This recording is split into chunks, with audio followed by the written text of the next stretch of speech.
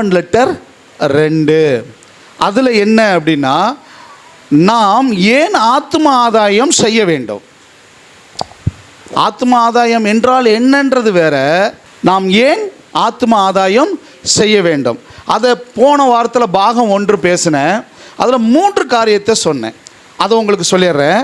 நாம் ஏன் ஆத்ம ஆதாயம் செய்யணும்னா, இயேசு அதை செஞ்சார். நமக்கு முன்மாதிரி, நம் ரோல் மாடல் என்ன பண்ணார்? ஆத்ம ஆதாயம் இழந்து போனதை தேடவும் ரட்சிக்கவுமே மனுஷகுமாரன். புரியுதா?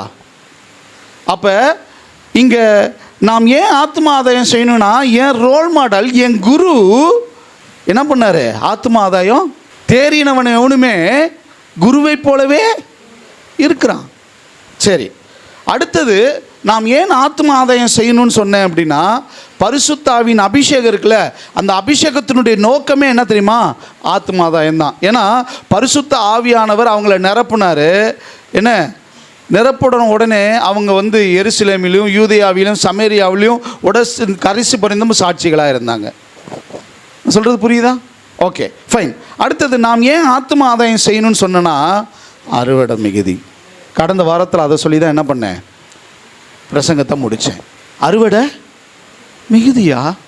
அதற்கான அப்டேட் என்ன பண்ணேன், ஃபுல்லாக இந்தியாவை பற்றி, உலகத்தை பற்றி, எத்தனை மக்கள் தொகை இருக்குது, எத்தனை மொழிகள் இருக்குது, எல்லாத்தையும் உங்களுக்கு சொன்னேன்.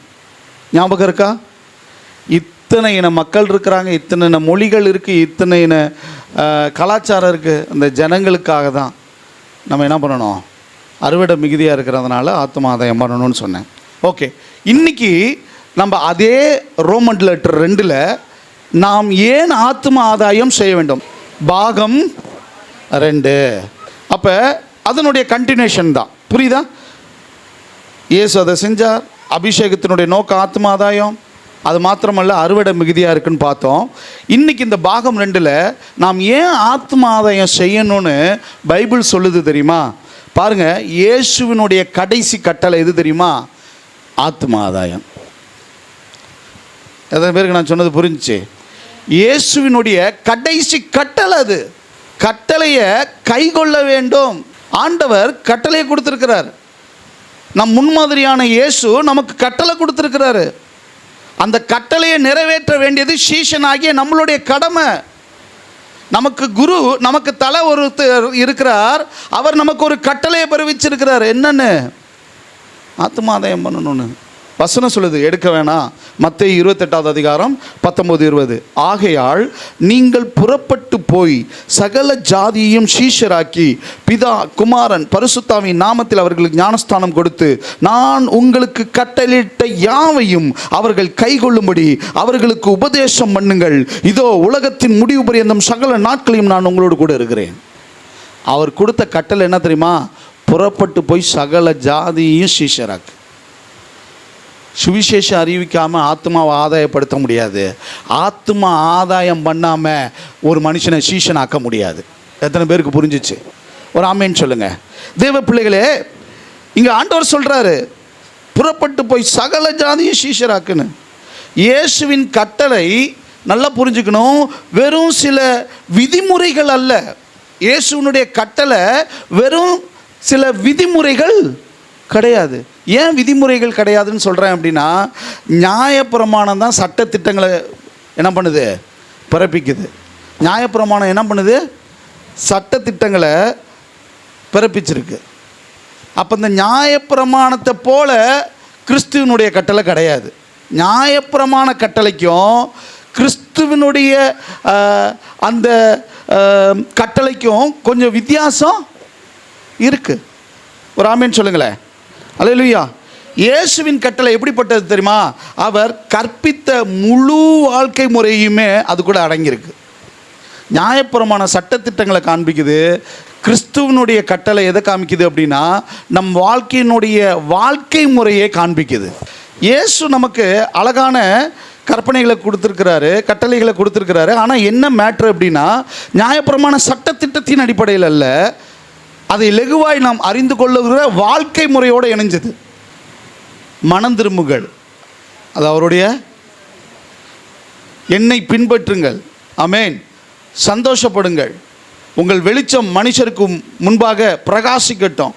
கோபத்தை விட்டுவிடுங்கள், சமாதானத்தை கொள்ளுங்கள், உபச்சாரத்தை தவிருங்கள், சத்தியத்தை சத்தியமாய் பேசுங்கள், சத்தியம் செய்யாதிருங்கள், தீமைக்கு தீமை பலனளிக்காதிருங்கள், உங்கள் சத்துருக்களை அன்பு செலுத்துங்கள், உங்கள் துன்பப்படுத்துகிறவர்களுக்காக ஜெபியுங்கள், பரலோக பிதாவை போல பூரணராயிருங்கள், மனுஷர் பார்வைக்கு தர்மம் செய்யாதீங்க, ரகசியமாக தானம் செய்யுங்கள், ரகசியமாக ஜெபியுங்கள், இவ்விதமாக ஜெபியுங்கள், மனுஷரை மன்னியுங்கள், பாசாங்கி இல்லாமல் உபவாசம் இருங்கள், பரலோகத்தில் பொக்கிஷத்தை சேர்த்து வையுங்கள், முதலில் தேவனுடைய ராஜ்யத்தையும் நீதியையும் தேடுங்கள், நாளையை குறித்து கவலைப்படாதிருங்கள், நியாயம் தீர்க்காதிருங்கள், கேளுங்கள், தேடுங்கள், தட்டுங்கள், பிறர் உங்களுக்கு செய்ய விரும்புகிறதை அவர்களுக்கு செய்யுங்கள், இடுக்கமான வாசல் வழியாய் பிரவேசியுங்கள், கள்ள தீர்க்கதரிசிகளுக்கு எச்சரிக்கையாக இருங்கள், அறுவடை ஆண்டவரிடம் வேண்டிக் கொள்ளுங்கள், இலவசமாய் பெற்றீர்கள் இலவசமாய் கொடுங்கள், மனிதருக்கு பயப்படாதிருங்கள், சிலுவையை எடுத்துக்கொண்டு என்னை பின்பற்றுங்கள், சிறியவர்களை அற்பமாய் எண்ணாதீர்கள், சபையில் ஒழுக்கத்தை பின்பற்றுங்கள், 70 முறை அல்ல 70 முறை மன்னியுங்கள், தேவன் முழு இருதயத்தோடும் அன்பு கூறுங்கள், உன் அயலானிடத்தில் அன்பு கூறுங்கள், விழித்திருங்கள், ஆயத்தமாக இருங்கள், சோதனைக்கு விழாதபடி ஜெபம் பண்ணுங்கள், போய் எல்லா ஜாதிகளையும் சீஷராக்குங்கள், அவர்களுக்கு ஞானஸ்தானம் கொடுங்கள், நான் கட்டளையிட்ட எல்லாவையும் கை கொள்ளுங்கள், சுவிசேஷத்தை எல்லா உலகத்திற்கும் அறிவியுங்கள், விசுவாசியுங்கள், ஒருவரை ஒருவர் அன்பு கூறுங்கள், என்னிடத்தில் நிலைத்திருங்கள், என் கட்டளைகளை கை கொள்ளுங்கள், கனி கொடுங்கள், பரிசுத்த ஆவியை எதிர்பாருங்கள், எனக்கு சாட்சிகளாய் இருங்கள், என் வருகையை எதிர்நோக்கி உண்மையாய் வாழுங்கள். இதெல்லாம் யார் பேசுனா? இது எல்லாமே கட்டளை தான். நான் சொல்கிறது புரியுதா? இங்கே வசனம் சொல்லுது, அழகா வசனம் சொல்லுது என்னன்னா, நான் உங்களுக்கு கட்டளையிட்ட யாவையும். நான் உங்களுக்கு, அப்போ இயேசு என்னங்க கட்டளை கொடுத்தாரு? நமக்கு தெரிஞ்சு இந்த வசனத்தில் ஒன்று தான், என்னன்னா சகல ஜாதிகளையும் சீஷராக்கணும், இதுதான் கட்டளைன்னு. நான் உங்களுக்கு கட்டளையிட்ட யாவையும் நம்போது, இப்போ இது மட்டும் இல்லை, இதை தாண்டி இவ்வளோ இருக்குது. எத்தனை பேருக்கு நான் சொன்னது புரிஞ்சிச்சு? அப்போ இவ்வளோத்தையும் ஒரு மனுஷன் கடைப்பிடிக்கணும் அப்படின்னு தான் ஆண்டவராக இயேசு கிறிஸ்து என்ன பண்ணுறாரு சொல்கிறார். அதில் ஒரு பகுதி தான் என்னது என்னது என்னது நீங்கள் புறப்பட்டு போய் சகல ஜாதியையும் சீஷராக்குறது. நான் சொல்கிறது புரியுதா? அந்த வசனத்தில் தெளிவாக சொல்லுது என்னன்னு, நான் உங்களுக்கு கட்டளையிட்ட யாவையும் அப்படின்னாலே இயேசு இவ்வளோ சொல்லியிருக்கிறார். அதில் நம்ம இப்போ பேசிகிட்டு இருக்கிறது எது? நாம் ஏன் ஆத்தும ஆதாயம், நீங்கள் புறப்பட்டு போய் சகல ஜாதியை சீஷராக்குங்கன்னு அதை குறித்து பேசும்போது இயேசு கொடுத்த கட்டளைகளில் ஒன்று, நீங்கள் புறப்பட்டு போய் சகல ஜாதியும் சீஷராக்கி பிதா குமாரன் பரிசுத்த ஆவியின் அவளுக்கு ஞானஸ்தானம் கொடுத்துன்னு. இந்த வசனத்தை மார்க்கு சொல்லப்பட்டிருக்கு. என்ன சொல்லப்பட்டிருக்கு அப்படின்னா, மார்க் 16வது அதிகாரம் 15வது வசனத்தில் இதே வசனத்தை அங்கே எப்படி சொல்லியிருக்கிறாரு அப்படின்னா, பின்பு அவர் அவர்களை நோக்கி நீங்கள் உலகமெங்கும் போய், அங்கே என்னன்னு சொன்னார்? நீங்கள் சகல ஜாதியும், இங்கே நீங்கள் உலகமெங்கும் போய் சர்வ சிருஷ்டிக்கும் சுவிசேஷத்தை பிரசங்கியுங்கள். நீங்கள் என்ன பண்ணணுமா? உலகமெங்கும் போய் சர்வ சிருஷ்டிக்கும் சுவிசேஷத்தை. இங்கே உலகம் எங்கும் போயின்னு இருக்கு இல்லையா? இந்த உலகம் எங்கும் போயின்றதுக்கு கிரேக்க பாஷையில் கிரேக்க பதம் என்ன அப்படின்னா எத்தோனஸ். சொல்லுங்க, உலகம் எங்கும் போயினா என்னது? எத்தோனஸ். அந்த எத்தோனஸ்க்கு அர்த்தம் என்னன்னா சகல இன மக்கள்னு அர்த்தம். என்னவா? எத்தோனஸ்னா என்னது? சகல இன மக்கள் என்று பொருள். அப்போ என்ன அப்படின்னா, நாம் இந்தியாவில் மட்டும் 2000 விதமான இன மக்கள் இருக்கிறாங்க. நம்ம இந்தியாவில் மட்டும் சகல ஜாதின்னு இங்கே சொல்லப்பட்டிருக்கு இல்லையா? உலகம் எங்குன்னு சொல்லப்பட்டிருக்கு இல்லையா? இந்த உலக மக்கள் அப்படின்றதுக்கு கிரேக்க மொழியில் எத்தனஸ்ன்னு அர்த்தம். இந்த எத்தனஸ்னுடைய பொருள் என்ன அப்படின்னா, இங்கே சொல்லப்பட்டது போல் சகல இன மக்கள்னு அர்த்தம். தேவ பிள்ளைகளே, நாம் ஏன் ஆத்ம ஆதாயம் செய்ய வேண்டும் அப்படின்னா, இந்தியாவில் மட்டும் 2000 விதமான இன மக்கள் இருக்கிறாங்க.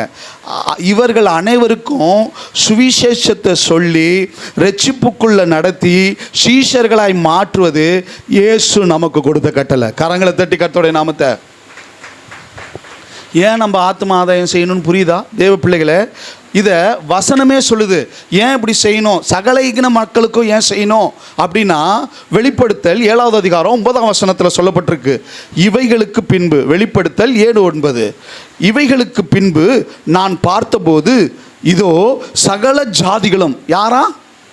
சகல ஜாதிகளும், கோத்திரத்திலும் ஜனங்களிலும் பாஷைக்காரர்களும் வந்ததும், அந்த வசனத்தில் சொல்லப்பட்டு, இதோ சகல ஜாதியிலும் கோத்திரங்களிலும் ஜனங்களிலும் பாஷைக்காரரிலும் இருந்து வந்ததும் ஒருவனும் எண்ணக்கூடாத திரளான கூட்டமாகிய ஜனங்கள் வெள்ளை அங்கி தரித்து தங்கள் கைகளில் குருத்தோலையை பிடித்து சிங்காசனத்திற்கு முன்பாக ஆட்டுக்குட்டியாரனுக்கு முன்பாக நிற்க கண்டேன். தேவ பிள்ளைய, நம்ம ஏன் ஆத்தும ஆதாயம் செய்ய வேண்டும் தெரியுமா? சகல இன மக்கள் இருக்கிறாங்க. ஒரு நாள் ஏதோ தமிழ் பேசுகிற நம்ம மட்டும் பரலோகத்தில் போய் இருக்க போகிறோமா? இல்லை இந்தியாவில் இருக்கிறவங்க மட்டும் பரலோகத்துக்கு போக போகிறானா? சகல இன மக்கள் சுவிசேஷத்தை அறிவிக்கணும். ஆமென், அல்லேலூயா. பாருங்க, அங்கே சகல ஜாதிகளும் கோத்திரங்களும் பாஷைக்காரர்களும் இருக்கிறாங்களாம். நீங்கள் போனீங்கன்னா எல்லாத்தையும் பார்க்கலாம். நீங்கள் போவீங்கன்னா பார்க்கலாம். ஆமென், ஒரு அல்லேலூயா சொல்லுங்களேன். கரங்களை தட்டி கர்த்தருடைய நாமத்தை. எனவே போ என்ற வார்த்தை ஆபிரகாமுக்கு தேவன் கொடுத்தது மாத்திரமல்ல, நாம் ஒவ்வொருவருக்கும் அந்த வார்த்தையை ஆண்டவர் நமக்கு கொடுத்துருக்கிறார். எத்தனை பேருக்கு நான் சொன்னது புரிஞ்சிச்சு? இந்த போன்ற வார்த்தையை ஆபிரகாமுக்கு மட்டும் சொல்லலை, ஆண்டவர் எல்லாருக்கும் சொல்லியிருக்கிறாரு. எப்படி தெரியுமா? உனக்கு எதிராக இருக்கிற கிராமத்துக்கு போ, உன் இடத்தார் இடத்துக்கு போ, உலகம் எங்கும் போ, வசனம் சொல்லுது. சொல்கிறது புரியுதா? தேவ பிள்ளைகளை ஏன் போகணுமா? ஆத்ம ஆதாயம் செய்ய. ஒரு அல்லேலூயா சொல்லுங்களேன். ஏன்னா ஆண்டவர் நம்மளை தான் பூமிக்கு உப்பாக இருக்கிறாராம். நம்மளை தான் ஆண்டவர் என்ன வச்சுருக்கிறாருங்க இந்த பூமிக்கு? உப்பு இல்லைன்னா, உப்பு இல்லாத பண்டம் சொல்லி முடிங்களே. உப்பு இல்லாத பண்டம் உப்பு ருசியை கொடுக்குதுங்க. புரியுதா? நீங்கள் இந்த உலகத்துக்கு, இந்த பூமிக்கு ருசியாக இருக்கிறீங்க. எத்தனை பேர் அதை உணர்றீங்க? ஐயா, நீங்கள் தான் இந்த இந்த பூமிக்கு ருசியை கொடுக்குறவங்க. ஆமென், அல்லேலூயா. ஒரு ஆமென் சொல்லுங்களேன். நாம் தாங்க இந்த உலகத்திற்கு வெளிச்சத்தை கொடுக்குறோம். நாம் இந்த உலகத்துக்கு என்னவா இருக்கிறோமா? சொல்லுங்களேன், என்னவா இருக்கிறோம்? வெளிச்சமாக இருக்கிறோம். அப்போ நாம் ஏன் ஆத்ம ஆதாயம் செய்யணும்னா, மொதல் பாயிண்ட் என்னது? இயேசு அதை செய்தார். ஓகே. ரெண்டாவது, நாம் ஏன் ஆத்ம ஆதாயம் செய்யணுமா? அபிஷேகத்தினுடைய நோக்கம் ஆத்ம ஆதாயம். மூணாவது, நாம் ஏன் ஆத்ம ஆதாயம் செய்யணும்? இப்போ இன்றைக்கி நம்ம பார்க்குறோம், நாம் ஏன் ஆத்ம ஆதாயம் செய்யணும் தெரியுமா? ஏவா? இயேசுனுடைய கடைசி கட்டளையே அதுதான். என்ன தெரியுமா? நீங்கள் புறப்பட்டு போய் சகல இன மக்களையும் சுவிசேஷத்தை அறிவித்து ஆத்ம ஆதாயம் செய்யுங்க. என்னுடைய சீஷனாய் மாற்று. பிதா, குமாரன், பரிசுத்த ஆவி நாமத்தில் ஞானஸ்தானம் கொடு. நான் உங்களுக்கு கற்பித்தவைகளெல்லாம் அவர்களும் கை கொள்ளணும்படி அவர்களுக்கு உபதேசம் பண்ணு.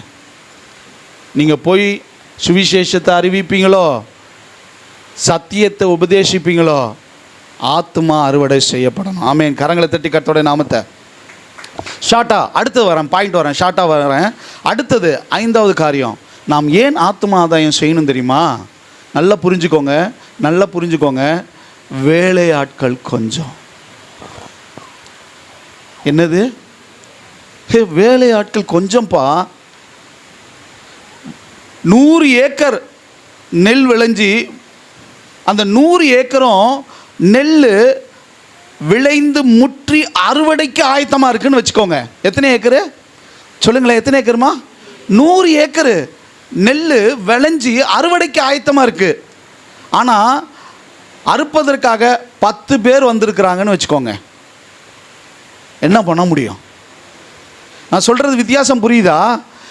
ஏன் நம்ம ஆத்ம அறுவடை செய்யணும், நம்ம ஏன் ஆத்ம ஆதாயம் செய்யணும்னா, ஐயா வேலையாட்கள் கொஞ்சம், 100 ஏக்கர் நெல் விளைஞ்சி அறுவடைக்கு காத்திருக்கு. ஆனால் மேட்ரு என்னன்னா, அறுக்க வந்தவன் 10 பேர். என்ன மேட்ருனா, 1 ஏக்கர் நெல்லை கூட என்ன பண்ண முடியாது, விளைச்சலை கூட என்ன பண்ண முடியாது, அறுத்து முடிக்க முடியாது. இப்போ விளைந்த கதிரை அறுக்காவிட்டா என்ன ஆகும்? ஒருவேளை இந்த 100 ஏக்கரில் அறுவடை நெல் விளைஞ்சி நிற்கிது, அறுக்கிறதுக்கு 10 பேர் வந்திருக்கான், 1 ஏக்கர் கூட அறுக்க முடியாது. இப்போ இந்த விளைந்த கதிரெலாம் என்ன ஆகும்? என்ன ஆகும்? கொஞ்சம் யோசிச்சு பாருங்களேன் தேவ பிள்ளைகளே. நாம் ஆத்ம ஆதாயம் செய்யாமல் இருக்கிறோமா, இல்லை நம்ம ஆத்மாவை குறித்த பாரம் இல்லாமல் இருக்கா, நம்ம ஆத்ம ஆதாயம் செய்யணுன்ற உணர்வே இல்லாமல் இருக்கிறோமா, அந்த ஊழியத்துக்குள்ளே நான் பங்கெடுக்கிறதே இல்லையா, அதை நான் செயலாற்றுறதே இல்லையா? நல்லா புரிஞ்சுக்கோங்களேன். விளைஞ்சு நிற்குதுயா, நெல் விளைஞ்சிருக்கு, அறுவடைக்கு காத்திருக்கு, ஆனால் வேலையாள் இல்லை. தேவன் உங்களை தம்முடைய ராஜ்யத்தின் பணியாளாய் உங்களை உண்மை உள்ளவன் என்று எண்ணி, இந்த மனுஷனை நான் தெரிந்து கொண்டா இவன் எனக்கு உண்மையாக என்ன பண்ணுவான், வேலை செய்வான், என் வயலில் என்ன பண்ணுவான், உண்மையாக வேலை செய்வான்னு உங்களை நம்பி உங்களை அழைச்சிருக்கிறாரு. ஒருவேளை நம்ம ஆத்ம ஆதாயம் துணிகரமாக நம்ம செய்யாமல், அது என் வேலை இல்லை, எனக்கு நேரம் இல்லை, என் சூழ்நிலை இல்லைன்னு நம்ம ஒருவேளை அந்த அர்ப்பணிப்பு இல்லாத ஒரு வாழ்க்கை வாழ்ந்தோம் அப்படின்னா, நான் பேசுகிறத நல்லா கவனிங்க, நித்தியத்தில் நீங்கள் கணக்கு கொடுக்கணும். உங்களை நான் பயமுறுத்த சொல்லலை, உண்மையை பேசிக்கிட்டு இருக்கிறேன். ஐயா இங்கே அறுந்து கிடக்குதுயா, என்ன ஆகும் தெரியுமா? அத்தனையும் உதிர்ந்து வீணாய் போகும். சரி, ஏன் இப்படி சொல்கிறீங்க? நாம் ஒன்றை உணர வேண்டும். ஊழியத்திற்காக, சுவிசேஷத்திற்காக இன்று திறந்த வாசல் இருக்குது. புரியுதா? இன்னைக்கு ஊழியத்துக்காக, சுவிசேஷத்துக்காக, ஆத்மா பணி செய்ய ஆண்டவர் ஒரு திறந்த வாசலை கொடுத்துருக்காரு. அறுவடையும் என்னவா இருக்கு? மிகுதியாக இருக்குது தேவ பிள்ளைகளே, மிகுதியாக இருக்குது அன்பு தேவ பிள்ளைகளே. அப்படி இருந்தும் அதற்கான திறந்த வாசலை பயன்படுத்தி ஆத்ம ஆதாயம் கண்டிப்பாக செய்யணும். செய்யாமல் போனால் ஒரு நாள், நல்லா புரிஞ்சுக்கோங்க, இந்த திறந்த வாசல் அடைக்கப்படும். நான் சொல்லலை, வசனம் சொல்லுது. ஆமென். இன்று தேசங்களில் தேவனை உண்மையாய் தேடுகிற ஜனங்கள் பல கோடி பேர் இருக்கிறாங்க. ஆனால் மேட்ரு என்ன தெரியுமா? அவங்க யாருக்குமே மெய்யான தேவன் ஆண்டவராக இயேசு கிறிஸ்து தானே தெரியல. அது மாத்திரமல்ல, இயேசு கிறிஸ்துவை குறித்து அவர்களுக்கு எடுத்து சொல்ல யார் இல்லை, வேலையால் இல்லை. ஒரு வருடத்திற்கு 8 கோடி பேர் பறக்கிறாங்களாம். அதில் 4 லட்சம் பேருக்கு சுவிசேஷம் அறிவிக்கும். இது ஒரு சுமாரான கணக்காம். நான் சர்வே பண்ணதில் எனக்கு கிடைச்ச ரிப்போர்ட்டு சொல்கிறேன். என்ன அப்படின்னா, ஒரு வருஷத்துக்கு 8 கோடி பேர் பறக்கிறாங்கன்னா 4 லட்சம் பேர் சுவிசேஷத்தை என்ன பண்ணப்படுது, அவங்களுக்கு அறிவிக்கப்படுகிறதா. மீதமுள்ள சுவிசேஷத்தை அறிய விரும்புகிற ஜனங்களுக்கு சுவிசேஷம் போய் என்ன பண்ணலை, சேரலை. ஏன்? ஆள் இல்லை, வேலையாட்கள் கொஞ்சம். ஆள் இல்லைன்னு சொல்ல முடியாது, இருக்காங்க, வேலையாட்கள் கொஞ்சம். நாம் ஏன் ஆத்ம ஆதாயம் செய்யணும்னா, வேலையாட்கள் கொஞ்சம். நான் சொல்கிறது புரியுதா? இன்னும் கொஞ்ச காலத்தில் நான் சொன்னது போல் இந்த ஆத்ம ஆதாயம் செய்யும் வாசல் என்ன பண்ணப்படும், அடைக்கப்பட்டதுக்கப்புறம் என்ன பண்ண முடியாது.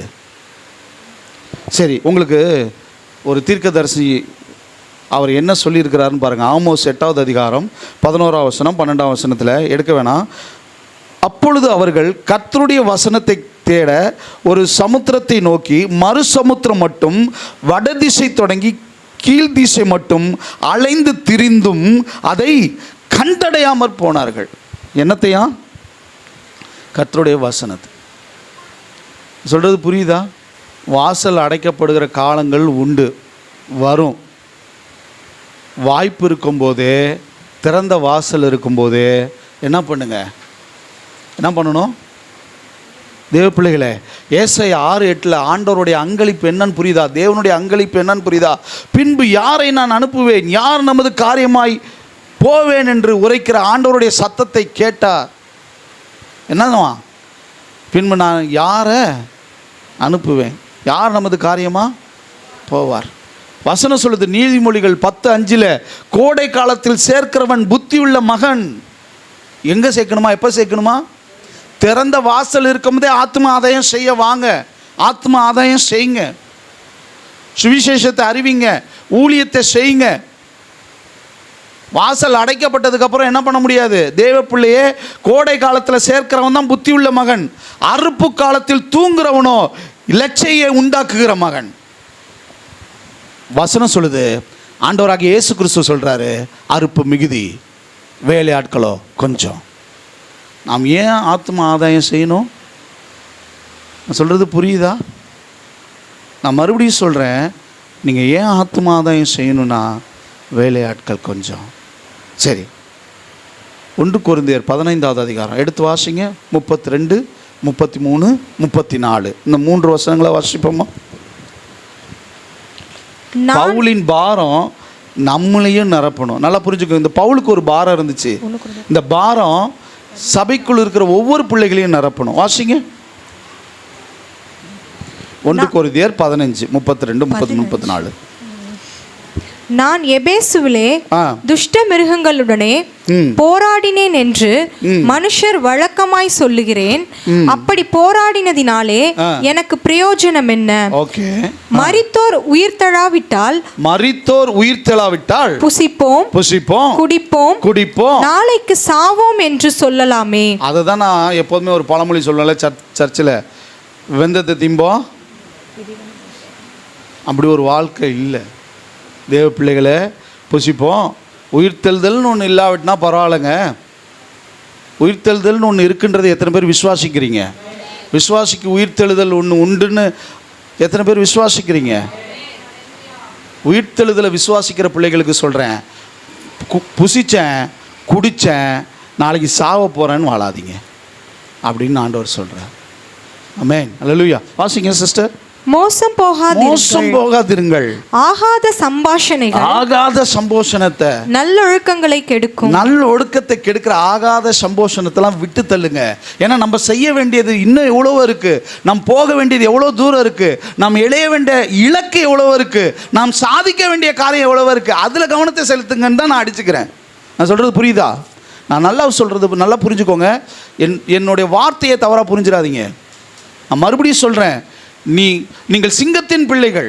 நீங்கள் சாதிக்க வேண்டிய காரியங்கள் எவ்வளவோ இருக்கு, நீங்க பேச வேண்டிய காரியம் எவ்வளவு இருக்கு. கொஞ்சமா பேசுங்க, மனுஷன்கிட்ட கொஞ்சம் பேசுங்க, அதிகம் பேசாதீங்க. ஆண்டவருக்காக பேசுங்க. உங்க வாயை திறந்தா அதுல உங்க வார்த்தையில கொஞ்சம் அளவா பேசுங்க. ஏன்னா கம்மியா பேசினா மூடணும், ஞானவான் என்று எண்ணப்படுவான். நீங்க திறக்கிறது வேற எதுக்கும் திறக்க வேணாம், ஆண்டவருக்காக திறங்க. அதை தான் நான் சொல்லிட்டு இருக்கிறேன், வேற ஒன்றும் இல்லை. உங்களுடைய ஆகாத சம்போஷணத்தை, நல்லொழுக்கத்தை கெடுக்குன்னு தெரிஞ்சு ஆகாத காரியத்தை பேசாதீங்க. ஆகாத காரியம் தேவையில்லை. ஆகாத காரியத்திலாம் நமக்கு எந்த நன்மையும் இல்லை. நீங்கள் வாய் திறந்து பேசுகிற ஒவ்வொன்றும் தேவனுடைய நாம மகிமைக்காக இருக்கட்டும், ஆத்மாவை அறுவடை செய்கிறதா இருக்கட்டும், தேவனுடைய ராஜ்யத்தை கட்டுறதா இருக்கும், சுவிசேஷத்தை அறிவிக்கிறதா. 4 பேர்கிட்ட போய் சந்தோஷமாக உட்காந்து பேசுங்க. அப்படியே சும்மா அந்த சிஸ்டர்கிட்ட நான் ரொம்ப பாராட்டுவேன். என்ன தெரியுமா? அப்படியே மெதுவாக போவப்பில் நான் இங்கேருந்து பார்ப்பேன். அப்படியே நேராக போயிட்டு அங்கே அம்மா ஒருத்தவங்க வயசானவங்க உட்காந்துருப்பாங்க. அப்படியே அவங்கள்ட்ட போய் பேச்சு கொடுத்துட்டு உட்காந்துருப்பாப்புல. நான் இங்கேருந்து கவனிச்சிட்டு இருப்பேன். இப்படி நேரத்தை செலவு பண்ணுங்கள். அந்த அம்மாட்ட கதையை கேட்டு, அவங்க சூழ்நிலையை கேட்டு, இயேசுவை நம்புங்கம்மா, இந்த ஜெபம் பண்ணுறம்மா, அந்த ஆத்மாவை அவங்க ஆதாயப்படுத்தி இருக்கிறாங்க. கரங்களை தட்டி கர்த்தருடைய நாமத்தை மகிமைப்படுத்துவோமா? நான் உண்மையாக பேசுகிறேங்க, என் கண்ணுக்கு முன்னாடி பார்த்த விஷயத்த பேசுகிறேன். சிஸ்டர் உண்மை தானே சொல்கிறேன்னு தப்பாக நினச்சிக்க வேணாம். நான் சொல்கிறது புரியுதா? நம்ம சாதிக்க வேண்டியது நிறையா இருக்குது. நாம் தேவனுக்காக நம்மளுடைய இலக்கு பெருசு, நம்மளை அழைச்ச உன்னத நோக்கம் பெருசு, நம் மீது அவர் வைத்திருக்கிற திட்டம் பெருசு. இன்னொன்று தெரியுமா? என்னை விசுவாசிக்கிறவன் நான் செய்த கிரியைகளை தானும் செய்வான், இவைகளை பார்க்கலாம் பெரிய கிரியை. ஆண்டவரை விட உங்களுக்கு அதிகமாக ஆண்டவர் பலன் கொடுத்துருக்கிறாரு. அதை வீணாக்கிறாதீங்க, வேஸ்ட் பண்ணிடாதீங்க. அதில் ஒரு நாட்டம் வேணும்னு தான் நான் அடிச்சுக்கிறேன். அந்த ஆவிக்குரிய நிலையில் நீங்கள் வளரணும்னா அதுக்கு இடையூறாக எந்த உலக பிரகாரமான அன்போ, எந்த உலக பிரகாரமான மேன்மையோ, இந்த உலக பிரகாரமான காரியங்களோ உங்களை வஞ்சித்திராதபடி ஜாக்கிரதையா இருங்க. அதை தான் நான் ஆரம்பத்துலேருந்து சொல்லியிருக்கிறேன். நான் சொல்கிறது புரியுதா? கர்த்தருக்கு ஸ்தோத்திரம். விஷயத்துக்கு நம்ம வருவோம், நேரம் இல்லை, நம்ம முடிச்சிருவோம். பாருங்க, வாசிங்க. நீங்கள் பாவம் செய்யாமல் நீதி கேட்க விழித்துக் கொண்டு தெளிந்தவர்களாயிருங்கள். சிலர் தேவனை பற்றி அறிவில்லாதிருக்கிறார்களே, உங்களுக்கு வெட்கம் உண்டாக இதை சொல்லுகிறேன். இதை விட நம்மளை அவமானப்படுத்துறதுக்கு ஒன்றும் இல்லை. நமக்கு வெட்கம் இருக்கணும். நான் என்ன காரியத்தை பேசுகிறேன்? வம்பு பேசுகிறேன்னா, தீங்கு பேசுகிறேன்னா, சண்டை பேசுகிறேன்னா, என் வாயால் தேவனுடைய சுவிசேஷத்தை பேசுகிறேன்னா? எத்தனை பேருக்கு நான் சொன்னது புரியுது? என் வாயால் நான் என் வாயை எதுக்கு யூஸ் பண்ணுறேன்? வாயை வாடகைக்கு விட்டுறக்கூடாது, வாய்க்கு வந்ததும் பேசக்கூடாது. அதே நேரத்தில் இந்த வாயினால் அவரை பேச கற்றுக்கோங்க. ஆமேன், அல்லேலூயா, ஆமேன். கர்த்தருக்கு ஸ்தோத்திரம். நான் பொதுவாகவே சொல்லுவேன், விசுவாச பிள்ளைகளுக்குள்ளே சொல்லுவேன், ஜாலியாக பேசிகிட்டு இருக்கிறீங்க, அது எங்கே கொண்டு போய் முடியும்னா, ஒரு நேரத்தில் ஒருத்தவங்க கலாச்சிக்குவாங்க, ஃபஸ்ட்டு தடவை இனிக்கும், ரெண்டாவது ஒருத்தவங்க பேசிக்குவாங்க, அது கொஞ்சம் ஜாலியாகும். மூணாவது தடவை ஒருத்தன் ஏதாவது பேசிக்கிட்டாங்க, அவள் பேசினா இவள் பேசினா யாரும் மூஞ்சி தூக்கி வச்சுட்டு நடக்குதா இல்லையா, நடக்குமா இல்லையா? என் சபையில் ஏன் ஜாக்கிரதையாக இருங்க, அளவாக இருங்கன்னு சொல்கிறேன்னா, அந்த அளவு எங்கே கொண்டு போய் முடியும்னா ஒரு நாள் பஞ்சாயத்தில் முடியும். 18 வருஷம் ஒரு சபையிலேருந்து, ஒரு ஆரம்ப நிலையிலேருந்து ஒரு ஊழியனாக தான் வெளியில் வந்திருக்கிறோன்னா, அனுபவத்தின் அடிப்படையிலையும் நிறையா பார்த்ததுனால தான், அனுபவத்தின் அடிப்படையில் நிறைய பிரச்சனைகளை சந்தித்ததுனால தான். எல்லாம் நல்லது போச்சுன்னா நல்லது தான், சந்தோஷம், மகிழ்ச்சி. ஏதாவது ஒரு சின்ன இடத்துல முட்டும்ல, அப்போ அது என்ன ஆகும் தெரியுமா? இந்த ஆத்மாவுக்கு கோச்சிக்கிட்டு அந்த ஆத்மா வராது, அந்த ஆத்மாவுக்கு கோச்சிக்கிட்டு இந்த இவன் வந்தால் இங்கே வராது. கடைசியில் அந்த 2 ஆத்மாவும் வராமல் போச்சுன்னா சபைக்கு நஷ்டம், ஆண்டவருக்கு நஷ்டம். அதுக்கு தான் அடிச்சுக்கிறேன், அதுக்கு தான் கூவுறேன். அவங்க வேலையை பாருங்கய்யா, அன்பாக இருங்க, சந்தோஷமாக இருங்க, ஒத்துமையாக இருங்க, நன்மை செய்யுங்க, கஷ்டப்படும் போது உதவி பண்ணுங்க. சபையே உங்களுக்கு பின்னாடி நிற்கும் தான் சொல்கிறேன், அப்படி நான் சொல்லாமல் இல்லை. ஆனால் தேவையில்லாத சம்போஷனை ஒரு நாள் பஞ்சாயத்தில் முடியும். அதனால் நஷ்டம் யாருக்கோ, ஆண்டவருக்கோ சபைக்கோ தான். ரெண்டாவது, நீங்கள் எங்கே என்னத்தை பண்ணி வச்சாலும் பேர் எங்கே தெரியுமா வரும்? எதுக்கு வரும்? யாருக்கு வரும்? தான் அந்த சர்ச்சு பையன்தான், அந்த சர்ச்சு புள்ள தான். சபைக்கு சாட்சியாக இருங்கய்யா, சபைக்கு சாட்சியாக வாழ பாருங்க. ஒருவேளை சபைக்கு நம்மளால் சாட்சியாக இல்லாதனாலும் அந்த ஊழியக்காரனுக்கோ அந்த சபைக்கோ என்ன பண்ணிடக்கூடாது, தேவ பிள்ளைங்க. சரி, ஃபைன், இதுக்குள்ளே நம்ம இப்போ போவேனா. ஆனால் நன்மையை நான் பேசுகிறேன், குற்றப்படுத்துகிற நோக்கமும் எனக்கு.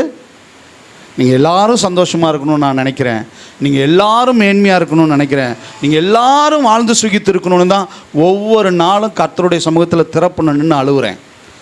அந்த பாரத்தில் சொல்கிறேன், புரியுதா? சரி, ரைட், கர்த்தர் ஸ்தோத்திரம். அப்போ பாருங்கள், பவுலுக்குள்ளே இந்த பாரம் இருந்துச்சு. என்ன பாரம்? உங்களுக்கு வெட்கம் உண்டாக சொல்கிறேன், சிலர் தேவனை பற்றி அறிவில்லாது இருக்கிறார்களே. அப்போ ஆத்தும ஆதாயம் என்ன பண்ணணும்? ஏன் நம்ம ஆத்தும ஆதாயம் செய்யணும் அப்படின்னா, அப்படி உள்ளவங்க அவங்களுக்கு அறிவிக்க யார் இல்லை? வேலையால். சரி, நான் சொல்லி முடிக்கிறேன். அடுத்தது 6வது, வேகமாக போகிறேன். 6வது காரியம், நாம் ஏன் ஆத்தும ஆதாயம் செய்யணும்னா, நல்லா புரிஞ்சுக்கோங்க, இயேசு வருகை நெருங்குது. இயேசு கிறிஸ்துவனுடைய வருகை நெருங்கிருச்சுங்க. இன்னும் துணிகரமாக இருக்காதீங்க அன்பு தேவ பிள்ளைகளே, இருக்காதீங்க, போகாதீங்க, வராதிங்க, நியாயப்பிரமாண பிரசங்கியாருன்றாதீங்க. நன்மையே சொல்கிறேன், சொல்ல வேண்டியது என் கடமை, வசனத்தை பேசுகிறேன். இது நல்லா புரிஞ்சுக்கோங்க. அங்கே பிரதர் ஒன்று சொன்னாங்களே, நம்ம சங்கீத பகுதி எடுக்கும்போது, இது எனக்கும் பொருந்தோன்னு, இது அடியனுக்கும் பொருந்தும். நானும் அந்த டேர்ம்ஸ் அண்ட் கண்டிஷனுக்கு உட்பட்டவன் தான். ஆமென், ஹல்லேலூயா. ஒரு ஆமேன் சொல்லுங்களேன். ஒரு அல்லேலூயா சொல்லுங்க. நான் சொல்லி முடிக்கிறேன். இங்கே பாருங்கள், ஏன் நம்ம ஆத்ம ஆதாயம் செய்ய வேண்டும்னா, இயேசுனுடைய வருகை நெருங்கிருச்சு, அறுவடை மிகுதியாக இருக்குது, வேலையாட்கள் இல்லை. ஆண்டவர் உங்களை தெரிந்தெடுத்திருக்கிறார். இயேசுனுடைய வருகையை குறித்து வேதம் சொல்கிறது, நாம் ஆண்டவராகிய இயேசு கிறிஸ்து வருகை எப்பொழுது சம்பவிக்கும் என்பதற்கு ஆத்தும ஆதாயம் ஒரு அடையாளமாக இருக்குது. அது தெரியுமா? நீங்கள் செய்கிற ஆத்தும ஆதாயம் இயேசுனுடைய வருகைக்கு அடையாளமாக இருக்குன்னு வசனம் சொல்லுது. எத்தனை பேருக்கு அந்த வசனம் தெரியும்? ஒரு ஆமேன்னு சொல்லுங்களேன். எத்தனை பேருக்கு அந்த வசனம் ஞாபகத்துக்கு வருது? மத்தேயு 24:14. மத்தேயு 24:14.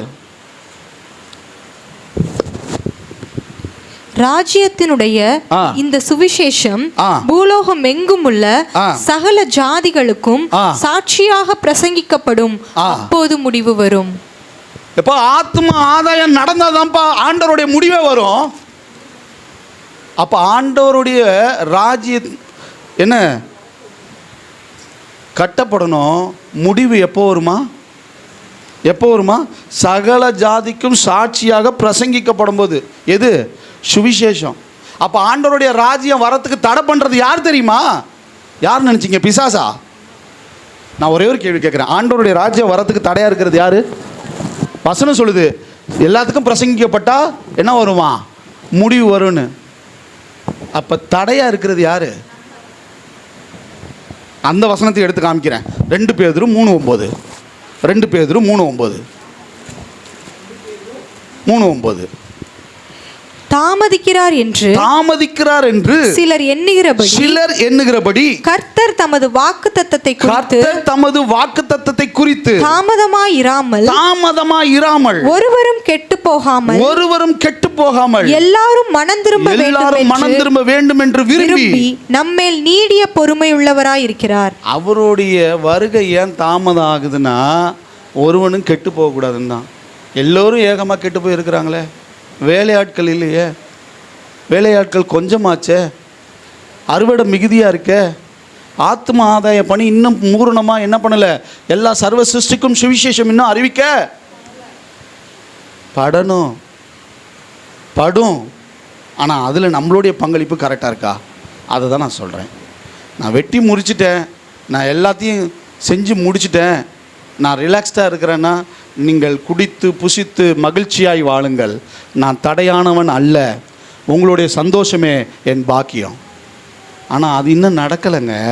அதுக்கு தான் சொல்கிறேன், உங்கள் கவனத்தை கடிவாளம் கட்டினது போல் நேர ஆத்ம ஆதாயத்துக்கும் ஊழியத்துக்கும் சபைக்கும் ஐக்கியத்துக்கும் ஆவியானவருக்கும் ஜபத்துக்கும் வசனத்துக்கும் வாழ்க்கைக்கும் ஆவிக்குரிய நிலைக்குமே கொண்டு போக முயற்சி பண்ணுறேன். வேறு ஒன்றும் கிடையாது. ரிலாக்ஸ்டாக இருங்க, சந்தோஷமாக இருங்க, மகிழ்ச்சியாக இருங்க, குற்ற உணர்வு இல்லாமல் இருங்க, எல்லோரோடும் அன்பாக இருங்க.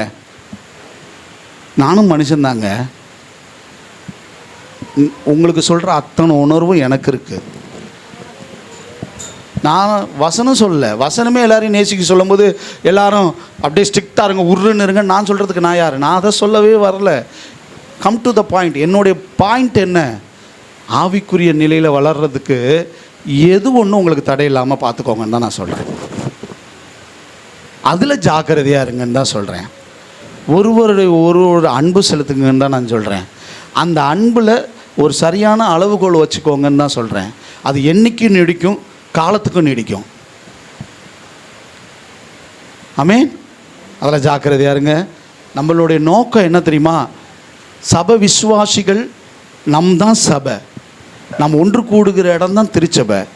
இந்த திருச்சபை எதற்கு அப்படின்னா, சபைகளாகிய நாம் ஒன்று கூடி நம்முடைய தலையாகிய அவையங்கள் ஒன்று கூடி நம் தலையாகிய கிறிஸ்துவை மகிமைப்படுத்த, அவரை கனப்படுத்த, அவருடைய ராஜ்யத்தை கட்ட, அவருக்கென்று வாழ. அதில் உங்கள் மெயின் ஃபோக்கஸ் இருக்கட்டும் தான் நான் சொல்ல வரேன். அந்த ஃபோக்கஸ்க்கு டிஸ்டர்ப் ஆகிற எந்த ஒரு விஷயத்துலையும் போய் சிக்கிக்காதீங்க, ஜாக்கிரதை. நான் அதை தான் சொல்கிறேன். நான் சொல்கிறது புரியுதா? சரி, நான் சொல்லி முடிக்கிறேன். பாருங்கள், லூக்கா 24:47 எடுக்க வேணாம். அன்றியும் மனம் திரும்புதலும் பாவ மன்னிப்பும் எருசலேம் தொடங்கி சகல தேசத்தாருக்கும் அவருடைய நாமத்திலே பிரசங்கிக்கப்பட வேண்டியது. ஆனால் பிரசங்கிக்கப்பட்டுருச்சா அப்படின்னா, மீடியா இருக்குது, இருக்கா இல்லையா? எல்லாம் இந்த சந்து பொந்து எல்லா இடத்துலையும் தேவனுடைய ராஜ்யம் பிரசங்கிக்கப்படுது. டிவி சேனல் எல்லாம் இருக்குது. எல்லாரும் மனம் திரும்பிட்டானா? அப்போ ஆத்ம ஆதாயம் செய்யணும்னா யார்? தேவ பிள்ளைகள் தான் அதை செய்யணும். ஜாக்கிரதை. அடுத்தது ஆத்ம ஆதாயம் என்ற பெயரில் போய் ஆத்ம ஆதாயம் செய்ய சொல்லிட்டார் பாஸ்டர்னு போய் நகையை கழட்டு, அது இல்லை ஆத்ம ஆதாயம். போய் தாலியை கழட்டு, அது இல்லை ஆத்ம ஆதாயம். நாளிலேருந்து நீ வெள்ளை ட்ரெஸ்ஸை தான் போடணும், அது கிடையாது ஆத்ம ஆதாயம். என்ன பாஸ்டர் நீங்கள் தான் வெள்ளை ட்ரெஸ், நான் உங்களுக்கு சொல்கிறது சபைக்கு சொல்கிற காரியம் வேறு. ஆத்ம ஆதாயத்தில் போய் நீ வெள்ளை ட்ரெஸ்ஸு தான் போடுன்னு ஒரு பொம்பளைகிட்ட சொன்னேன்னா அவங்க என்ன தெரியுமா நினைப்பாங்க? அதுக்கு அர்த்தம் என்ன தெரியுமா? அந்த புரிதலோடு போய் ஆத்ம ஆதாயம் என்ன பண்ணணும்? ஆமென், அல்லேலூயா. எங்கள் சபைக்கு வந்தால் தான் நீ பரலோகத்தும் போவ, அது இல்லை ஆத்ம ஆதாயம். அது இல்லை ஆத்ம ஆதாயம். சொல்கிறது புரியுதா? ஆமென். எங்கள் பாஸ்டருடைய கதை, அந்த பெருமை, அது இல்லைங்க ஆத்ம ஆதாயம். எங்கள் ஊழியக்காரர் வந்தார்னா, எங்கள் ஊழியக்காரர் நடந்தார்னா, எங்கள் ஊழியக்காரர் கை வச்சார்னா, அது இல்லை போய் ஆத்ம ஆதாயம். கிறிஸ்துவை காமிங்க, இயேசுவை காமிங்க, சுவிசேஷத்தை அறிவிங்க. தேவன் தாமதிக்கிறதுனுடைய காரணம் ஒருவனும் கெட்டு போகக்கூடாதுன்றதுக்காக தான். ஆமென். அந்த உணர்வு வரட்டும். கடைசியாக ஒரு காரியத்தை நான் சொல்லி முடிக்கிறேன்.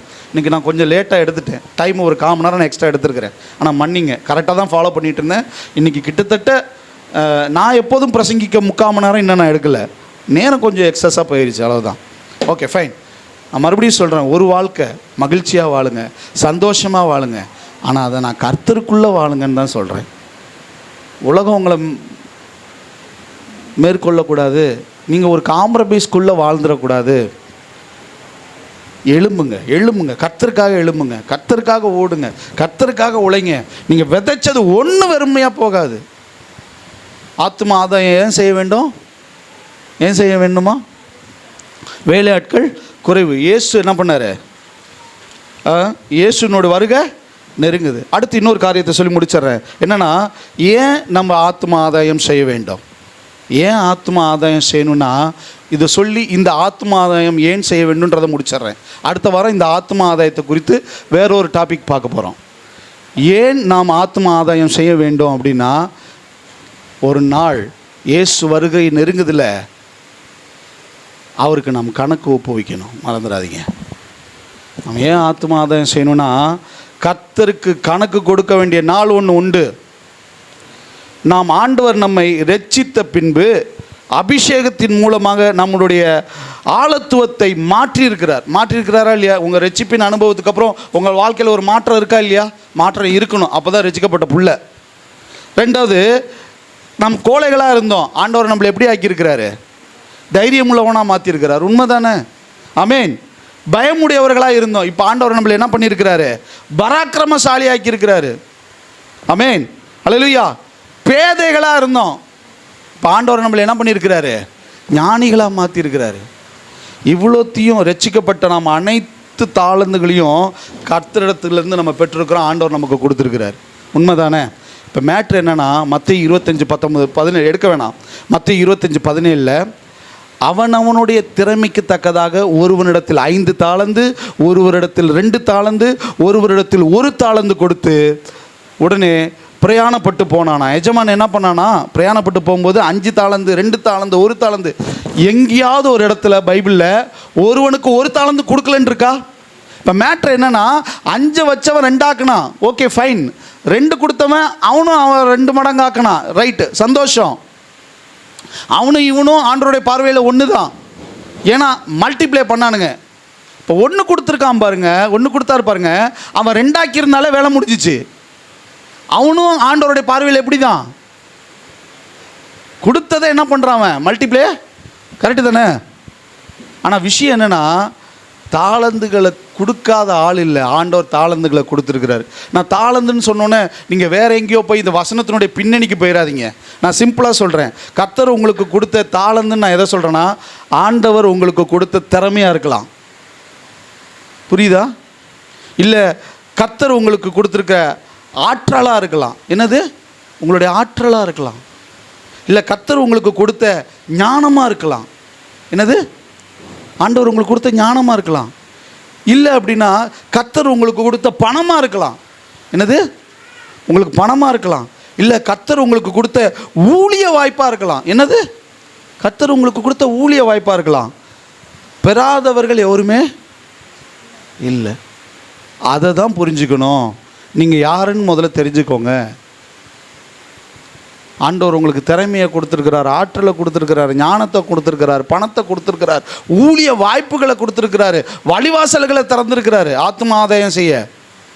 தேவ பிள்ளைகளை, இது எல்லாவற்றை குறித்தும் ஒரு நாள் எஜமான் கொடுத்துட்டு பிரயாணப்பட்டு போனார்ல, நல்லா புரிஞ்சுக்கோங்க, திரும்பி வருவார். அதை தான் சபைக்கு நான் சொல்ல விரும்புகிறேன். ஒரு நாள் திரும்பி வருவார் தேவ பிள்ளைகளை.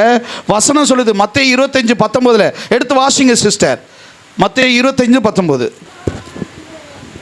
வெகு காலமான பின்பு அந்த ஊழியக்காரனுடைய எஜமான் திரும்ப வந்து அவர்களிடத்தில் என்ன கேட்டானா? கணக்கு கேட்டார். ஆண்டவர் உங்களுக்கு கொடுத்த கிருபைகளுக்காக, இரக்கத்திற்காக, தயவுக்காக இல்லாட்டினாலும், ஆண்டவர் உங்களுக்கு கொடுத்த ஞானத்துக்காக, பணத்துக்காக, பொருளுக்காக, ஆசீர்வாதத்துக்காக, ஏன்னா ஆண்டவர் உங்களுக்கு கொடுத்த ஞான அறிவுக்காக, ஆண்டவர் உங்களுக்கு கொடுத்த வசதிக்காக, ஆற்றலுக்காக, திறமைக்காக ஒரு நாள் என்ன பண்ணுவார்? தாளந்துகளுக்காக. நம்ம ஏன் ஆத்ம ஆதாயம் செய்யணும்னா, ஒரு நாள் ஆண்டவர் கொடுத்த ஒரு கணக்கு கேட்பார். ஆமென். எசேக்கியேல் 33வது அதிகாரம் 7-9 வாசிங்க. நான் இதெல்லாம் சொல்கிறத மட்டும் வாசித்து முடிச்சிடலாம். எசேக்கியேல் 33:7-9.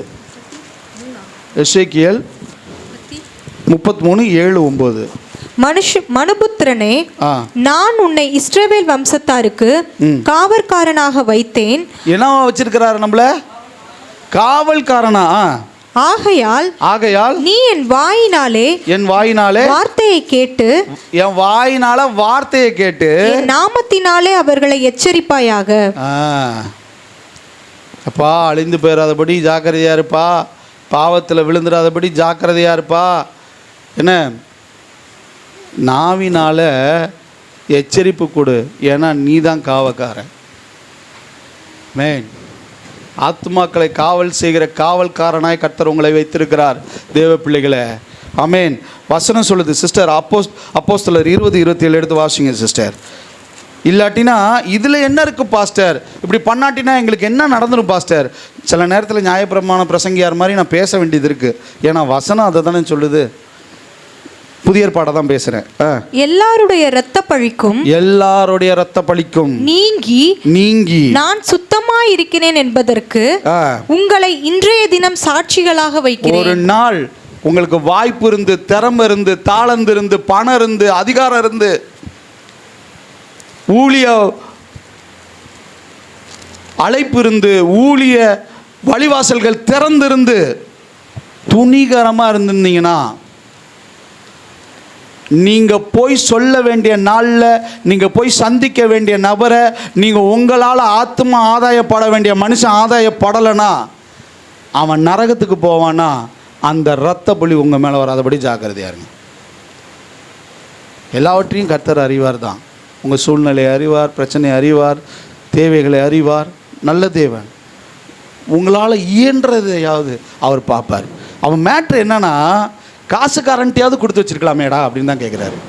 நீ ஏன்டா செய்யலைன்றதை விட அந்த ஒன்று வச்சிருந்தால அவங்கள்ட்டையாவது பண்ணியிருக்கலாமே, வாய்ப்பு இருக்கும் அதுமாவது பண்ணியிருக்கலாமே. முடியல, ஓகே நான் அறிவேன், ஓகேப்பா அதுக்கான பலனை அதோ நான் சீக்கிரத்தில் வருகிறேன், அவன் செய்கை கிரியைக்கு தக்கதான பலனை என்னோடு கூட வருகிறது, ஓகே பெரிய பலன் இல்லாட்டினாலும் ஏதோ கொஞ்சமாவது கொடுப்பாரு. அதை கொடுக்கறதுக்காவது ஏதாவது ஒன்று செய்யணுமே. சொல்கிறது புரியுதா? அதுக்கு கூட வழி இல்லைன்னா தான் ஒரு ஆத்மா என்னுடைய சோம்பேறித்தனத்தினால, என் சுயநலத்தினால, இல்லை என்னுடைய அலட்சியத்தன்மையினால் நரகத்துக்கு போகும்னா ஆண்டவர் கணக்கு கேட்பாரா இல்லையா? நம்ம பதில் சொல்லி தானே ஆகணும். சபையை அவங்கள நேசிக்கிறேன், உங்கள் எல்லாரிடத்துலையும் அன்பு கூறுகிறேன். இதையே அடிக்கடி சொல்கிறீங்க பாஸ்டர்னா, இந்த ஊழியமே இயேசுவின் அன்பின் ஊழியம்தான். பேசுகிற வார்த்தைகள் உங்களை காயப்படுத்த அல்ல, உங்களை சீர்படுத்த இருக்கலான்னு எடுத்துக்குங்க. அப்போ நாங்களாம் உங்கள் மேலே இங்கே இருக்கவங்க எல்லாரும் மேலேயும் அன்புக்குள்ளையா நீங்களும் அன்பு கூறுறீங்க. ஒருவர் அன்பில் தாங்க தான் வச்சுருக்கிறாரு. அது என்னவோ ஒரு கூடுதலான ஒரு பொறுப்பு எனக்கு இருக்குது. ஏன்னா மைக்கை கொடுத்து முன்னாடி நிற்க வச்சிட்டாரு. அதனால் நான் பேசுகிறதெல்லாம் நீங்கள் நன்மையாக புரிஞ்சுப்பீங்கன்னு நான் விசுவாசிக்கிறேன். உங்களுக்கு நன்மைக்காக பேசுகிறேன்றது தெரியும். இதில் முழுக்க எந்த சுயநலமும் இல்லை. கோபமோ பகையோ அப்படி பாராட்டிட்டு அங்கே போய் ஒன்றுமே வாரிட்டு போக போகிறது இல்லையா? அன்பை விதைங்க. ஊழியத்துக்கு இடையூறாவோ, சபைக்கு இடையூறாவோ, இல்லை ஏதோ ஒரு நம்ம ஆவிக்குரிய வாழ்க்கைக்கு ஏதோ ஒரு இடையூறா எதுவுமே நமக்கு விரோதமாக எழும்பாதபடி நீங்கள் ஜாக்கிரதையாக இருங்க. அது போதும். ஒருத்தர் அன்பு செய்யுங்க, உறவுகளில் நேசிங்க. நான் மறுபடியும் சொல்கிறேன், நம்ம ஊழியமே அன்பின் ஊழியம்தான்.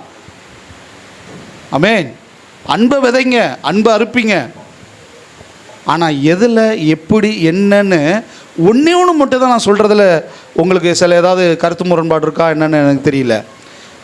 இடம் பொருள் ஏவல்னு ஒன்று இருக்குது. சொல்கிறது புரியுதா? அதை மட்டும் சரி செஞ்சுக்கோங்க, அதை மட்டும் கரெக்டாக பாருங்கள். எந்த பிரச்சனையுமே இருக்காது. சந்தோஷமாக ஆண்டவருக்காக நீங்கள் ஆவிக்குரிய நிலையில் வளர்ந்துக்கிட்டே போகலாம். இங்கே இருக்கிற ஒவ்வொருவரும் வளரணும்னு ஆசைப்பட்றேன். பொதுவாக கிறிஸ்தவத்தில் ஒரு சாபக்கேடு இருக்குது. என்ன தெரியுமா? எந்த ஒரு ஊழியக்காரனும் தனக்கு கீழே வளர்கிற விசுவாசியவோ தனக்கு கீழே உருவாகி வர ஊழியக்காரனையோ வளர விட மாட்டாங்க. இதில் இது கிறிஸ்தவத்தில் உள்ள சாபக்கேடா இல்லை நான் சொல்கிறது பொய்யான்னு தெரியல. நல்லவர்கள் இருக்கிறாங்க, நன்மையானவர்கள் இருக்கிறார்கள். 75% இருக்கட்டும், அவங்கள நான் பேசலை. இந்த 25% சொல்கிறேன். கடந்து வந்த பாதையினுடைய அனுபவங்களை சொல்கிறேன். ஒரு டீச்சர் தன்னுடைய மகன் இல்லை தன்னிடத்தில் படித்த பையன் ஒரு IAS அதிகாரி, அவன் என்னோட பெரிய ஆளாக இருக்கான் பாரியா, IAS-ஆக இருக்கிறான் பார் சொல்லி சந்தோஷப்படுவாங்க. ஆனால் ஊழியத்தில் மட்டும் தன்னோடு வளர்றவன் தனக்கு கீழே தான் இருக்கணும், தான் காலுக்கு கீழே தான் இருக்கணும். கொஞ்சம் வளர்ந்துட்டா ஒரு பேர், ஒரு ஃப்ரேமு ஏதோ ஒன்று வந்துருச்சுன்னு வைங்க, நம்ம மக்கள் தான் உடனே தலையில் தூக்கிடுவாங்களே, உடனே கீழே போட்டு மிதித்து அவனை நசுக்கி அவனை உருப்பிடாமல். என் மனைவி என்கிட்ட சொன்ன காரணமே அழுகையில் என்ன தெரியுமா? உன் வாழ்க்கையில் நீ பட்டதை இன்னொருத்தவனுக்கு செய்யாத. உங்களை ஏன் அதை பண்ணுங்க இதை பண்ணுங்க அதை செய்யுங்கன்னா உங்களை டிஸ்டர்ப் பண்ணுறது இல்லைங்க. ஒருவேளை நானும் ஆண்டவருக்கு கணக்கு கொடுக்கணும்ல. ஏப்பா அவங்களுக்கு இவ்வளோ திறமை இருந்துச்சே, இவ்வளோ தாளந்து இருந்துச்சே, அவங்கள ஏதாவது எலும்ப விட்டியாடா நீ, அவங்கள பாட விட்டியாடா நீ, அவங்கள பிரசங்கம் பண்ண விட்டியாடா நீ, அவங்கள ஜெபிக்க விட்டியாடா நீ, அவங்களுக்கு அந்த வாய்ப்பை கொடுத்தியாடா நீ. ஒரு நாள் ஆண்டவர் என்னையும் கணக்கு கேட்பார்ல. அதனால தான் சொல்கிறேன், இங்கே பாகுபாடு பார்க்க ஒன்றும் இல்லை. என்றைக்கு வேணாலும் எனக்கு தனிப்பட்ட அழைப்பு இருக்குன்னு சொல்லுங்கள். நான் இப்பயும் சொல்கிறேன், நான் மாற்றி சொல்ல மாட்டேன். ரிப்பன் கண்ணை பற்றி சந்தோஷமாக ஆசீர்வதிச்சிட்டு வரேன். இல்லை ஐயா இதே சபையில் தேவ பிள்ளையாக இருந்து ஒரு எல்டராக இருந்து இல்லை ஒரு உடன் ஊழியக்காரனாக இருந்து உதவி போதகராக இருந்து என்னுடைய அழைப்பை நான் செய்யணும், நான் அதை கரெக்டாக செய்கிறேன்னு நினைக்கிறியா? அங்கே அவ்வளோ கிராமம் இருக்குது. இப்போயே எனக்கு தெரிஞ்ச 2 சபை இருக்குது. நாளைக்கு சொல்லுங்கள், உங்களை ஊழியத்தில் உருவாக்குறேன், ஒரு சபை உங்கள் கையில் கொடுத்து போதனாக்கிடுறேன். அந்த அதிகாரத்தை கர்த்தருடைய நாமத்தில் கர்த்தர் என் கரத்தில் கொடுத்துருக்கிறார், ஆர்டினேஷன் பண்ணேன். ஆனால் அதுக்கு முன்னாடி நீங்கள் உங்களை தகுதி இல்லாமல் வந்து நின்னீங்கன்னா உங்களுக்கு சில ஆலோசனையை கொடுத்து தகுதி உடையவராக மாற்றி அதை செய்வேன். எத்தனை பேருக்கு நான் சொல்கிறது புரிஞ்சிச்சு? இவ்வளோ சபை இருக்குங்க, போட்டி போடவோ பொறாமப்படவோ ஒன்றும் இல்லை. எந்த சபையில் வேணாலும் நீங்கள் ஊழியம் பார்க்கலாம். புதுசாக ஒரு கிராமத்தில் போய் ஊழியம் பண்ணலாம். ஆனால் எங்கே இருந்தாலும் ஒரு மனமும் ஐக்கியமும் முக்கியம். ஆமென். 2வது கீழ்ப்படிதல் முக்கியம். நான் 1ஆம் தேதி பிரசங்கம் பண்ணது யார் யார் வந்திருந்தா அதை ரெக்கார்டிங் பண்ணாமல் விட்டேன். நான் அந்த ரெக்கார்டிங் பண்ணாமல் விட்டுட்டேன். ரெக்கார்டிங் அதை நீங்கள் கேட்டிருந்தீங்கன்னா புரிஞ்சிருக்கும், ரொம்ப பிரயோஜனமாக இருந்திருக்கும்னு நினைக்கிறேன். இருந்தாலும் இன்றைக்கி ரொம்ப நேரம் அதிகமாக எடுத்துருக்கிறேன். இன்றைக்கி நான் சொல்கிறேன், தயவாக சொல்கிறேன், நேரம் தாழ்ந்தமைக்காக தவறாக நினைக்க வேணாம். கர்த்தருக்கு ஸ்தோத்திரம். அப்படி செய்தி அந்த முடிவுக்குள்ளே வந்துட்டோம். எரேமியா 8:22 கீலியாத்திலே பிசின் தைலம் இல்லையோ, ரண வைத்தியனும் அங்கே இல்லையோ, பின்னே ஏன் என் ஜனமாகிய குமாரத்தி சொஸ்தமடையாமல் போனாள். நான் இன்றைக்கி சொல்கிறேன், இதனுடைய பொருள் என்னவோ, ஆனால் ஒன்று சொல்ல விரும்புகிறேன். பிசின் தைலம் இயேசுவினுடைய ரத்தம். ரண வைத்தியன் இல்லையோ, இருக்கிறாரு, இயேசு இருக்கிறாரு, அவர் தான் பரம வைத்தியன். ஆனால் ஏன் இன்னும் குமாரத்தி சொஸ்தமாகலை, ஏன் இன்னும் ஆத்துமாக்கள் அறிவடை பண்ணலை அப்படின்னா ஒன்று தான், ஒரு சோம்பேறியான ஒரு உணர்வற்ற வேலையாளாக இருந்தால் அறுவடை நடக்காது. அப்படியே நாம் எழுந்து அப்படியே நம்ம கர்த்தருடைய பந்திக்கு நேராக போவோம். தம்பி வாங்க, தம்பி ஒரு நிமிஷம் வாங்க.